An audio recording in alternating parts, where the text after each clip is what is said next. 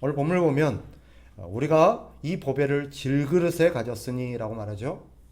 우리가 이 보배를 질그릇에 가졌으니, 이 보배가 무엇입니까? 예수님입니다. 문맥상 앞에서 나오는 예수 그리스도를 아는 빛, 복음이라고 설명할 수도 있겠고요. 또 궁극적으로는 예수 그리스도를 의미합니다. 그러면 질그릇은 뭐겠어요? 질그릇. 질그릇은 뭐예요? 우리입니다. 우리예요. 우리가 여기서는 뭘로 표현되고 있죠? 질그릇으로 표현되고 있어요. 질그릇이 뭐예요? 네, 흙그릇이에요. 흙으로 만든 그릇이에요. 여기서 질그릇이 의미하는 게 뭐겠어요? 흙으로 만든 그냥 가치 없는, 그죠? 별로 가치가 없어요. 그리고 이것은 쉽게 깨져요. 땅에 떨어지면 그냥 확 깨져요. 거기다가 이거는 다시 사용하지도 않아요. 너무 흔해서 한번 깨지면 그냥 어떻게 할까요? 사람들이 그냥 내다 버려요. 다시 쓰지 않아요. 그게 뭐예요? 질그릇이에요. 근데 우리가 뭐래요? 그건 질그릇이래요. 그러니까 우리는 질그릇이에요. 흙으로 만든 정말 가치 없고 별로 그렇게 중요하지도 않아요. 단단하지도 않아요. 너무 쉽게 깨져요. 외부에 조금만 충격이 있어도 금방 깨져버려요. 그게 우리예요. 그런데 놀라운 거는 뭐예요? 그 안에 하나님께서 뭘 담아 놓으셨대요? 보배를 담아 놓으셨대요. 보배가 뭐라고 그랬어요? 예수 그리스도. 자, 그럼으로써 원래 이 그릇 가치는 질그릇으로서 아무런 가치도 없고 쓸모도 별로 중요하지 않아요. 별로 가치가 없어. 사람들이 중요하게 여기지 않아요. 그런데 갑자기 여기에 뭐가 담기는 순간, 보배가 담기는 순간 이 그릇이 뭐가 되는 거예요? 귀한 게 되는 거예요. 그릇이 귀해서 그런 게 아니라 그릇 안에 담긴 이 보배 때문에 뭐까지, 그릇까지 가치가 귀해지는 거예요. 그게 우리라는 거예요. 우리는 보잘것없고 가치 없고 연약하고 별로 쓸모도 없지만 그 안에 예수님이 오시는 순간, 예수님이 우리 안에 거하시는 순간 우리는 가치가 보배로운 가치가 된 거예요. 보배로운 가치. 그래서 오늘 본문은 사실은 굉장히 모순되는 내용이 있어요.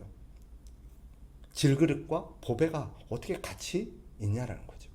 여러분, 상식적으로 가장 귀한 보배는 어디에 담을까요?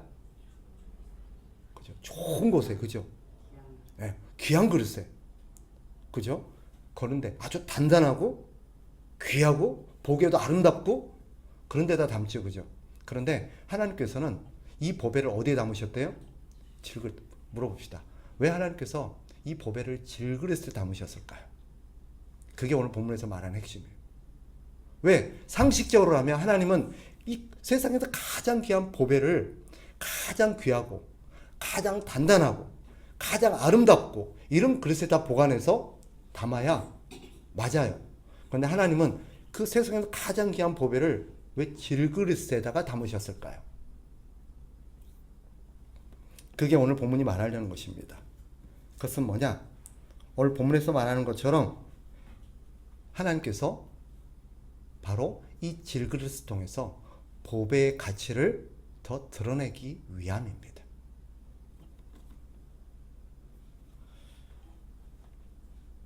우리는 쓸데없는, 가치 없는, 또 아름답지 않은 연약한 그릇입니다. 왜 하필이면 우리 안에 예수 그리스도를 담으셨을까? 그것은 바로 예수 그리스도의 가치를 더 드러내게 하기 위함이에요. 우리가 너무 잘나고 너무 아름답고, 예를 들어서 봐봐요. 여기 보물이 하나 있다고 쳐요. 보물이 있는데 이 보물을 담은 케이스가 너무 예뻐. 너무 아름다워. 너무 현란해. 그러면 그 안에는 보배가 어떨까요? 별로 돋보이지가 않아요. 그런데 하나님께서 이것을 질그릇에 담으심으로써 이 보배의 가치를 더 가장 보배롭게 드러내기 위한 하나님의 뜻입니다. 그래서 하나님께서는 가장 가치 없고 아름답지 않고 단단하지 않은 이 질그릇에다가 보배를 담으셨어요. 그런데 여기에 놀라운 비밀이 한 가지 있습니다. 하나님께서 그렇게 이 질그릇에다가 보배를 담으심으로써 하나님은 이 질그릇을 새롭게 하십니다. 질그릇은 원래 약해요. 아름답지 않아요. 가치가 별로 귀하지 않아요. 그런데 이 질그릇에 보배가 담기는 순간 무슨 일이 벌어지냐면 오늘 본문을 보니까 능력이 나타납니다. 능력이 나타나요. 자, 어떤 능력이 나타나느냐? 오늘 본문을 보면 세 가지의 능력이 나타납니다. 궁극적으로는 하나인데 어떤 능력이냐? 첫째, 사방으로 우겨쌈을 당해도 쌓이지 않습니다. 이게 무슨 말이냐 했더니 여기서 사방으로 우겨쌈을 당한다라는 헬라어를 찾아봤던 이런 뜻입니다. 어떤 의미냐? 포도를 으깨려고 짓누른다는 뜻이에요. 그런데 이 포도를 으깨려고 짓누르면 어떻게 돼야 돼요? 으깨져서, 그죠? 이게 망가져야 돼요. 그런데 여기서 쌓이지 않는다는 말은 뭐냐? 으깨지지 않는 거예요. 신기하게도 부서지지 않고 버텨내는 거예요.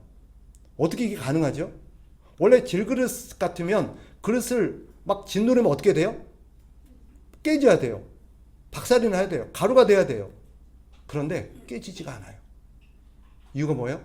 그 안에 보배가 그를 강하게 만들었기 때문에 그래요. 하나님께서 우리 안에 버틸 수 있는 힘, 견뎌낼 수 있는 힘을 공급해 주셔서 이게 무너지지가 않는 거예요. 두 번째, 답답한 일을 당해도 낙심하지 않는데요. 여기서 답답한 일이란 건 뭐예요? 온 사방이 막혀서 출구가 보이지 않는 거예요. 막막한 상황을 말해요. 그런데도 낙심하지 않는데요. 왜 그럴까요? 왜 낙심하지 않을까요? 하나님께서 반드시 새로운 길을 여실 것을 믿기 때문이에요. 하나님이 반드시 새 길을 여신다는 것을 믿기 때문에 아무리 우겨싸이고 아무리 기가 막힌 상황에 내몰려도 낙심하지 않는 거예요. 그러니까 어떻게 하는 거예요? 견디는 거예요. 우리 주님께서 길을 내실 때까지. 이게 보배 안에 질그릇이 담기게 되면 나타나는 능력이에요. 또 한 가지, 거꾸러뜨림을 당하여도 망하지 않는데요. 이 거꾸러뜨림을 당한다는 것은 뭐냐? 이게 운동과 관련돼 업어치기 하는 거예요. 내동댕이 쳐지는 거예요. 들고 내동댕이를 쳤는데 그러면 KO가 돼야 돼요. 패배가 돼야 돼요. 그런데 포기하지 않아요. KO가 되지 않아요. 다시 일어나요. 어떻게 가능하죠? 하나님께서 그를 붙들어서 일으키시는 거예요. 원래 질그릇에게는, 원래 우리에게는 그런 힘이 없어요. 한번 업어치게 해버리고 내팽개치면 우리는 어때요? 바짝 쓰러져서 KO 당해요. 다시 일어날 힘이 없어요. 그런데 이상하게 일어나요. 하나님께서 우리를 붙잡아서 일으키시는 거예요. 이것이 바로 질그릇에 보배가 담긴, 보배를 담은 질그릇의 능력이에요. 우리가 그렇다라는 거예요. 오늘 본문을 통해서 우리가 바로 그런 존재라는 거예요. 그래서 신기하게 딱 봤을 때 별로 강해 보이지 않는데 견뎌요. 기가 막혀서 포기할 만한데 포기를 안 해요. 거기다가 완전히 KO 당할 만 업어치기를 내동댕이를 쳐지고 완전히 내팽개쳐졌는데도 다시 일어나요. 도대체 어떻게 된 거지? 이건 설명이 안 돼요. 겉으로 봤을 때는 도무지 답이 안 나와요. 그런데 이게 어떻게 가능해요? 우리 안에 뭐가 있기 때문에? 보배가 있기 때문에. 예수 그리스도가 있기 때문에 이것이 가능한 일이라는 것을 오늘 우리에게 보여주는 거예요. 그게 신자예요. 그게 그리스도인이에요. 그게 우리예요. 우리는 그런 능력이 있어요. 많은 사람들이 근데 착각을 해요. 그리스도인에게는 능력이 있습니다. 하나님이 능력을 주십니다. 그러면 자꾸 그 능력을 어떤 능력으로 생각을 하냐면 환경과 상황을 바꾸는 능력. 뭔가를 변화를 시켜내고 뭔가 새로운 것들을 창출해내고 물론 그런 것도 있겠죠. 그런데 성경이 말하는 능력은 그런 게 아니에요. 환경을 바꾸는 능력이 아니라 뭐예요? 환경을 견뎌내는 능력이에요.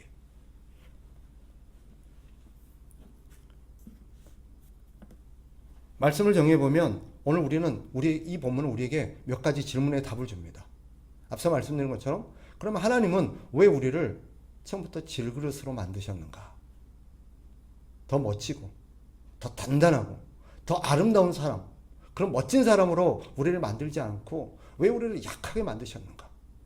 외모도 못생기고 머리도 나쁘고 공부도 잘 못하고 거기다가 돈도 없어요. 건강도 안 좋아요. 우리는 하나님 앞에 푸념할 수 있죠. 하나님 우리를 왜 이렇게 약하게 만드셨어요?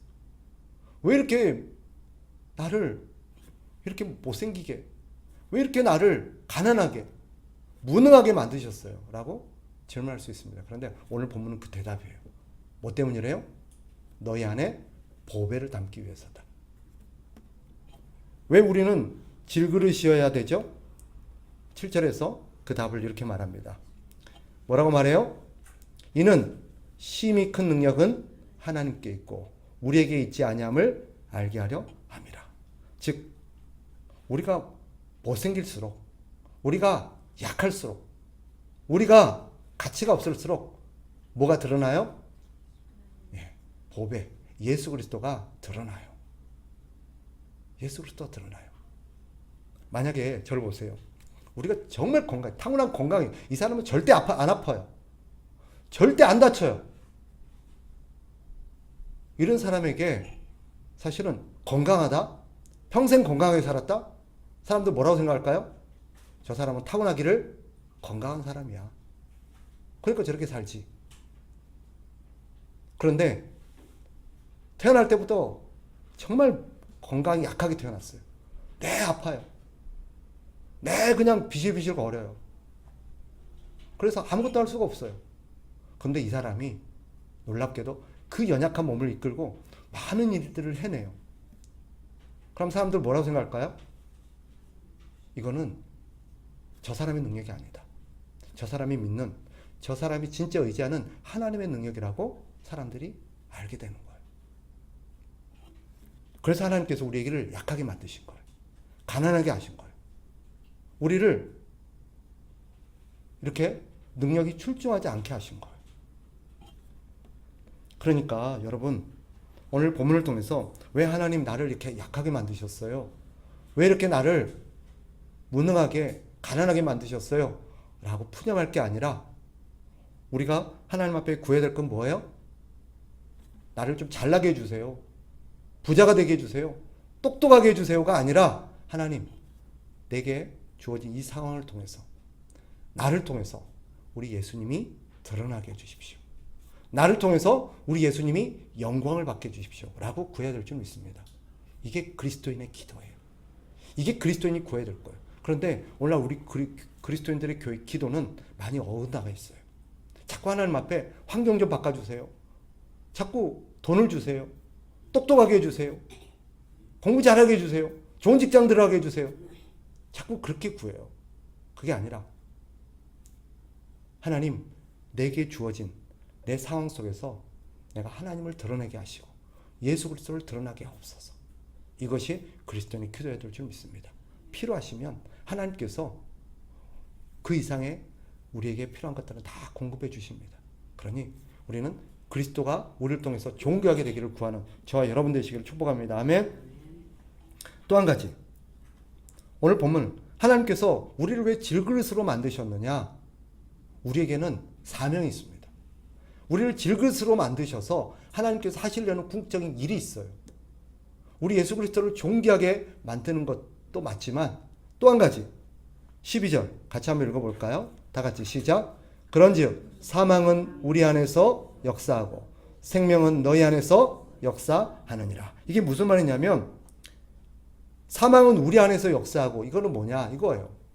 사망은 우리 안에서 역사한다는 말은 우리가 깨어지고 부서지고, 이것은 우리가 고난과 시련과 여러 가지 약함을 경험하게 되는 거예요.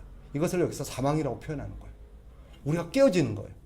우리가 깨어짐으로써 무슨 일이 벌어져요? 우리 안에 예수 그리스도가 드러나는 거예요. 그래서 이 예수 그리스도가 드러남으로써 이 예수 그리스도의 생명이 누구에게? 다른 사람에게 증거되는 거예요. 다른 사람에게 전달되는 거예요. 다른 사람에게 나타나는 거예요. 그래서 오늘 본문에 뭐라고 말해요? 사망은 우리 안에서 역사하고 생명은 너희 안에서 역사한다라고 말하는 거예요. 질그릇이 내가 깨어질 때 내 안에 예수 그리스도의 생명이 다른 사람에게 흘러갑니다. 내가 희생하지 않으면, 내가 깨어지지 않으면, 내가 포기하지 않으면 내 안에 있는 생명, 내 안에 있는 보배로운 가치가 다른 사람에게 흘러가지를 않아요. 내가 깨져야 돼요. 근데 우리는 안 깨지려고 그래요. 손해를 안 보려고 그래요. 희생을 안 하려고 그래요. 그러니까 그리스도가 우리를 통해서 존귀하게 나타나지를 못하게 되고, 우리를 통해서 다른 사람이 그 생명을 경험하지를 못하는 거예요. 이것이 십자가의 원리입니다. 예수님이 십자가에 깨어지심으로 우리가 살았어요. 예수님 십자가에서 깨어지지 않으시고 죽지 않으셨다면 우리는 생명을 얻지 못했을 겁니다. 그래서 우리가 종종 듣는 표현이잖아요. 예수가 죽어서 우리가 살았어요. 마찬가지요. 이제 그 예수의 생명, 예수의 그 십자가를 우리가 짊어져야 돼요. 왜요? 내가 깨어지고 내가 죽어서 다른 사람을 살리기 위함이에요. 예수님이 죽어서 우리가 살아났고, 이제는 우리가 죽어서 다른 사람을 살려야 되는 것이 질그릇의 사명이에요. 깨지라고 질그릇으로 만드셨어요. 깨어지세요. 깨어지셔야 돼요. 그래서 나는 박살나서 없어져야 돼요. 그래야 그리스도가 나타나요. 시퍼렇게 내가 살아있으면 그리스도께서 역사하지는 못해요. 오늘 본문을 통해서 우리는 다짐합시다. 내가 죽어야. 한번 따라합시다. 내가 죽어야 다른 사람이 산다. 네. 쉽게 말하면 내가 죽는 게 뭐라 그랬어요? 내가 깨어지는 거, 내가 희생하는 거, 내가 없어지는 거예요. 박수 받는 자리에서 내가 없어져야 그리스도가 박수를 받아요. 내가 희생해야 다른 사람이 생명을 얻고 다른 사람이 유익을 얻어요. 그러니 여러분, 질그릇으로 만들어졌다고 불평하지 마시고 나를 통해서 그리스도가 존귀하게 되기를 기도하십시오. 그리고 오늘 이 시간, 올 한 해 다시 다짐합시다. 하나님, 내가 죽어 다른 사람을 살리게 하옵소서. 그리스도가 죽어 내가 살았으니 이제는 내가 죽어 또 다른 누군가를 살리는 질그릇이 되게 해달라고 그렇게 구해야 될 줄 믿습니다. 아멘. 그렇게 함으로써 올 한 해 여러분과 제가 깨어져서, 제가 먼저 깨어지겠습니다. 제가 깨어지도록 노력하겠습니다. 우리 깨어집시다. 우리가 죽어서 다른 사람을 살리는 그런 한 해가 되기를 주님의 이름으로 축복합니다.